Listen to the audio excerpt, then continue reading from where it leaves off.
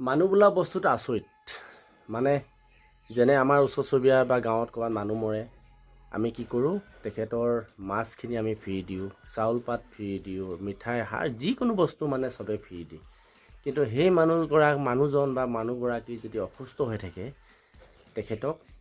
মেডিকেলত নিব বা কিবা খৰচা দিব মানুহ নোলায় কিন্তু তেতিয়াহ'লে ঘৰৰ মানুহ নোলায় যেতিয়া মানুহজন ঢুকাব তেতিয়া কিন্তু হাজাৰজন মানুহ ওলাব কিবা এটা দান দিবৰ কাৰণে আমি দান দিয়াতকৈ তেখেতৰ যদি জীৱিত অৱস্থাত যদি আমি এটকা দুটকাকৈ চবে সহায় কৰোঁ